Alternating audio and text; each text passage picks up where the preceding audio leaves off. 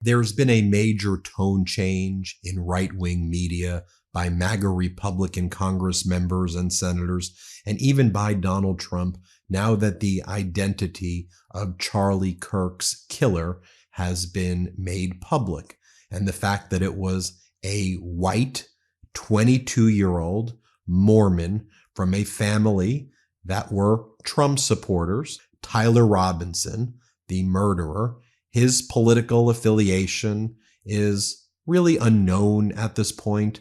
There are some people who are saying, well, he's a groyper, he's a right-wing guy, it's so obvious. There are other people saying, no, he's a left-wing person and whatever. But at the end of the day, he did not fit the profile or the narrative that the White House wanted. I guess they wanted it to be what a purple-haired Latino transgender person, and that they were spreading that as the character of who the killer was going to be. But unfortunately, rather predictably, the killer here has actually fit the pattern of what we've seen over and over again in school shootings, what we saw in the assassination attempt of Donald Trump in Butler, Pennsylvania, where there, same thing, right-wing was pushing a narrative, and it turned out that it was a Trump-supporting family, very familiar with guns, very similar to what we are seeing here. So just look at the change in the language that we are seeing. So Nancy Mace was all on TV, and she was saying, we know that the killer, her words, I know it's offensive, but her words, is a tranny, and it's a tranny killer on the loose. And this was the Democrat leftist tranny plot. She literally used those words. Here's what she's saying now. Basically, we need to pray for the killer. That's the stage. Now that it's a 22-year-old white kid, white family, Mormon, Utah, families close with the Mormon church there. Oh my God, we got to pray for them. I mean, look what she says. We truly believe if Tyler Robinson had ever sat down across from Charlie, the great debater, the man of faith and grace he was, Tyler would not have pulled the trigger. And then she goes, we know Charlie Kirk would want us to pray for such an evil and a lost individual like Tyler Robinson to find Jesus Christ. We will try to do the same. Or is it because here are the photos of him? Here are the photos of him. He dressed up on Halloween in a Donald Trump costume. Here are the photos of him. He posed as Pepe the Frog in that meme. Here's what the mugshot of him looked like. This is what Nancy Mace was saying yesterday. Here's what she said. Play this clip. This shit ends. Enough is enough. And now I have to deal with real safety concerns. It sounds like the shooter was a tranny or pro-tranny. And just because I want to protect women, that I'm worried about getting murdered? Are you fucking kidding me? It's out of control, and enough is enough. And I'm going to double down on this. I'm going to be more vigilant than ever. I'm going to be louder than I've ever been until this shit stops. It's got to stop. Now we must pray for him now that she knows the identity. Let's just stick to the facts, folks. Here's the latest of what we know. Jennifer Jacobs recounts the facts. The MeidasTouch Network, I just want to give you the facts. The father of the 22-year-old charged in Charlie Kirk's killing saw the photos released by authorities and confronted his son, law enforcement sources told CBS. Robinson admitted to his dad that he was the person in the photos. His father urged him to turn himself in, but the son said he'd rather commit suicide, the sources said. The father called a pastor who knows the son. The pastor called the U.S. Marshal and other law enforcement agencies. Tyler Robinson is being held on aggravated murder, obstruction of justice, felony discharge of a firearm. CBS reports he is a third-year student in the electrical apprenticeship program at Dixie Technical College. He briefly attended Utah State University for just one semester when he was, just one semester when he was 21, I think, for one semester. The father owns a business, in 2021 rather, for one semester. The father owns a business installing kitchen countertops and cabinets. His mother is a licensed social worker. The Robinsons are Mormon and active in the church. Tyler is the oldest of three, I believe a family of 3 boys, 3 white boys. Grandma of Charlie Kirk's assassin breaks her silence to reveal why the FBI must have the wrong man. It's a headline from the Daily Mail, but Daily Beast also reports the following. The grandma spoke to the Daily Mail on Friday after news of Robinson's arrest broke. So this is the grandma. She goes, "My son, his dad is a Republican for Trump," Debbie told the outlet. "Most of my family members are Republican. I don't know anyone who's a Democrat." According to the outlet, Robinson's father, Matt, 48, was the one to turn Tyler in. Debbie has not been able to get in touch with her son since the news of her grandson's arrest went public. "I'm just so confused," Debbie said of her grandson's arrest. "Tyler's the shyest person. He has never, ever spoke politics to me at all." She insisted that Robinson has never, ever got in trouble in his life. Well, maybe you didn't know all of that. And maybe there's a deeper issue that we need to talk about. Young men, particularly young white men, who are getting drawn into this internet culture, and they're being pulled in to these extremist websites and extremist views, or just being radicalized in general. And I don't even have to say radicalized to be extremist rights or radicalized to be this, but just generally radicalized to envision themselves as these wannabe vigilante, revolutionary accelerator types with this language that's taking place. I'll talk about that in a moment as well. And then I want to show you some hard data.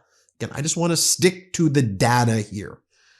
But so then Fox has to adapt its narrative, right? Because, oh my God, the leftist, liberal, transgender, purple-haired killer that they were saying existed to try to, again, bully a marginalized community, as they always have, to scapegoat the other. People just trying to live. It's the transgender community trying to live, love, breathe, constantly being bullied by right wing over and over again and scapegoated for things. And they have to change it. So now what do they go with? Now they go with, well, he did attend one semester at college. So let's blame that one semester at Utah State University as radicalizing him. So that's what Fox goes with. As Max Steele writes, oh yes, the hotbed of leftist militancy, the electrical apprenticeship program at Utah's Dixie Technical College. That's where he's been spending the last few years. But no, they go, it was that one semester in 2021 where he attended Utah State University. That changed. Come on. But this is what Fox is going with now. Play this clip. It is a good point. But I want to point something else out. You heard the family members say that this man became more political, this young man became more political in recent years. Well, what did he do in recent years? He went to college. That's where kids are getting radicalized. It's not just online. Our campuses are where a lot of radicalization, hate, and intolerance starts from. And so when he says it's an attack on all of us, I'm going to say this. No, it's an attack on conservatives. It's an attack on Christians. Okay. And now also you have, these MAGA Republican senators like John Curtis from Utah. He goes on and he's like, it would be very nice that we had, leadership from the top down spreading these messages of bringing people together. But, it really should be a bottom up movement. So in other words, what he's saying is, let's just give Trump not only absolute immunity from his actions the way the Supreme Court does, but Trump can be immune from acting with moral clarity or moral authority. This must come from the bottom up. Now, I agree that we, the people, need to be more empathetic. We need to get out of our internet bubbles and see people and show love and respect each other. And that starts with respecting what makes this country great. Diversity, other people's rights and their independence, their right to be who they are and live their lives with dignity. Let me be very clear about that. But also, people in leadership positions should lead by example and not be bullying and spreading division and hate as Donald Trump does from the Oval Office and as we see right-wing leaders do over and over again. But here's the tone change now from John Curtis. Play this clip.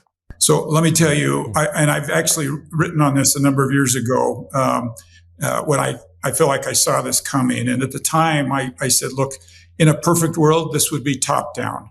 This would be coming from our leaders. But I also have great hope in what I would call a bottom up approach. And I think every one of us every morning should wake up, look in the mirror and see what we are doing with our own personal relationships in our family and with our neighbors, what our comments are, how we're responding. I think both, Jim, are critically important. I would love it if we had both, but I actually think if we don't have both, we start with a bottom up. Yeah. And each of us, including myself, constantly ask ourselves what we are doing to improve the situation. Now, the tone shift from Nancy Mace. She then goes on CNN and then she plays the victim.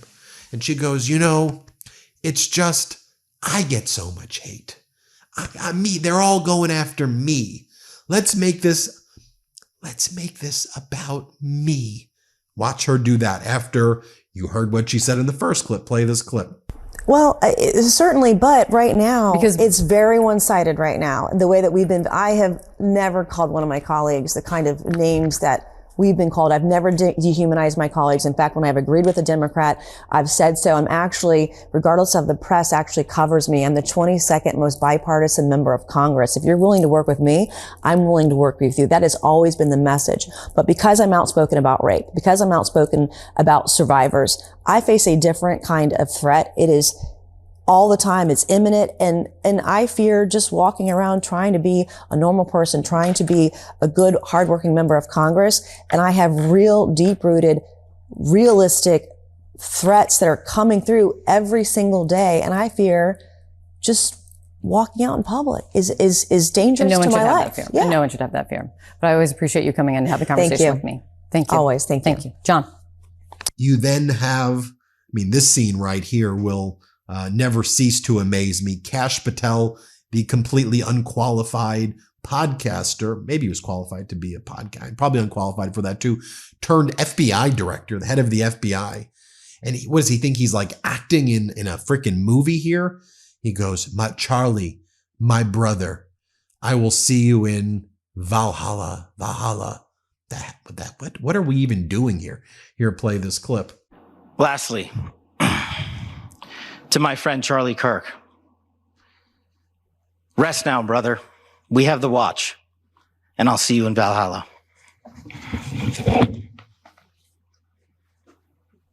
And then you saw the shift of Trump even developing a little bit before we even knew the identity. But I think as it became clear that the killer was not fitting the narrative that MAGA wanted out there, I think Trump and others started to know. And then when Trump was asked a question, so how are you handling Charlie Kirk's law? How are you coping? Donald Trump's response, I'm building a ballroom. Do you see the ballroom I'm building? Here, play this clip. How are you holding up over the last 3.5 days? I think very good. And by the way, right there, you see all the trucks. They've just started construction of the new ballroom for the White House, which is something they've been trying to get, as you know, for about 150 years. And it's going to be a beauty. It'll be an absolutely magnificent structure. And I just see all the trucks. We just started, so it'll get done very nicely, and it'll be one of the best anywhere in the world, actually. Thank you so much. as this account says. So Charlie Kirk dedicated a decade of his life to fueling causes that benefit Donald Trump, activating the youth and converting them, being a soldier for the right, so on and so forth. Now in death, after the shooter was identified and not somebody that can be politicized by his party, Donald Trump devoted half of a second to Charlie Kirk before plugging his new White House ballroom right there. Again, let me stick to the stats right here just so you can see it. If we look at extremist-linked deaths from 2013 to 2022, for example, you'll see a much smaller portion of incidents and killings happened from the left wing, very small amounts. Overwhelmingly right-wing extremism from 2013 to 2022, and even if you extend that to the present, significantly higher than left wing. Left wing's only a small amount there, and you see a very small amount domestic Islamist extremism as well right there. Also, Trump basically got rid of our counterterrorism division in the FBI and put this guy, Thomas Fugate III, a 22-year-old intern with no law enforcement experience, to now lead counter domestic terrorism efforts. And they're not even focusing on any type of right-wing extremism. But look, you know, there are people who will read what's on the fuel, on the cartridges, you know, from the murder weapon. And there are people who say, look, what is written on this? Notice bulges, OWO, what's this? That's like a meme, online meme culture of like furries or something. Hey, fascists, catch up arrow, right arrow, 3 down arrows. That's a code from a game called Helldivers 2 to activate a certain type of bomb in this digital game. Or, oh, bella chow, chow, chow. Another expression that's frequently used. If you read this, you are gay, LMAO. Again, more references to kind of online meme culture right there. The phrase, hey, fascists, catch this, some people say are associated with far-right internet-based movements. You see that on 4chan. But again, let's talk about an issue that's very important here that I don't want to ignore. And it was data that I saw today. Joe Weisenthal posted this. Never looked at this chart before, but if you look at the University of Michigan consumer sentiment among people ages 18 to 34 versus the overall consumer sentiment, when it's green, it means younger people are more optimistic than the general public. In 30 years, we've never seen the sustained relative gloominess among the young.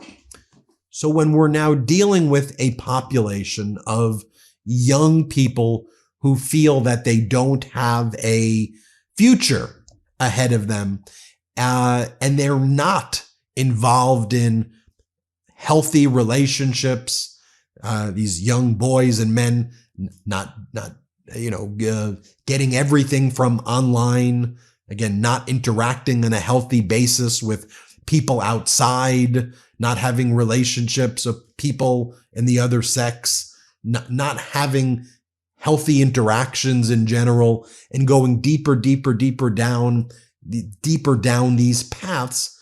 Very frequently, when we're seeing, okay, who's the shooter in a sense like this, whether it's the person who was involved in the first assassination attempt of Trump in Butler, whether it's the individual right here, whatever, we're seeing that fits the profile more frequently over and over again. And it's not a transgender shooter as Donald Trump would say. It's people who look and act like Tyler Robinson. And so when we talk about it, you know, it's like you can send your thoughts and prayers. Okay, well, that's not enough. MAGA is defunding mental health. We need mental health. Absolutely. Focus on that a lot. We also need to, these families are often gun-toting. This was what this family, the mom, Amber, the mother, gun-toting. Okay, well, that's another commonality here. But I'm a Second Amendment. I believe in the Second Amendment, but we need to have common sense gun reform as well. But I believe in the Second Amendment, but I don't think these weapons of war should be proliferating around our country like the ones used in this. I just don't think those are the types of weapons that should be out there. I understand that for hunting and for other things, but I don't think for purposes like this. But I think we also have to understand and we have to address that specifically people who look like Tyler Robinson are very frequently the people involved in these incidents. And whether you say that's because they've been radicalized here or radicalized there, they're getting radicalized. And what I noticed here particularly is the very first thing that right-wing people, leaders at the highest level, wanted to do is say, this is leftist liberal Democrats. And it's the political, as leaders, what we called for on the MeidasTouch Network is we condemned all types of violence. We condemn this in the fullest extent. And again, I'll leave you with this because I remember during the Charleston church shooting where 9 African Americans in Bible study were killed, it was clear that the motives were anti-black. Dylan Roof killed black people. That was part of the plan that he's wanted. And we've seen that happen quite frequently as well. And former President Obama didn't go, oh, well, at this point in time, we got to blame Republicans. No, he brought the country together. He gave a speech of unifying. And that didn't happen here. And when that doesn't happen, there's a domino effect and this begets more violence. This begets more Tyler Robinsons. That's what happens when you have from the White House this division. And then they just move on to the next one. Boop, move on, create a new issue. Let's talk about this now. And then they're done. But the damage is long lasting. So anyway, that's my overall perspective on this. I'm not sure how many more videos I'll do on the Charlie Kirk. This may help round it out, but I'll let you, those are my thoughts on where I stand. Tell me what you think. Hit subscribe and let's get to 6 million subscribers.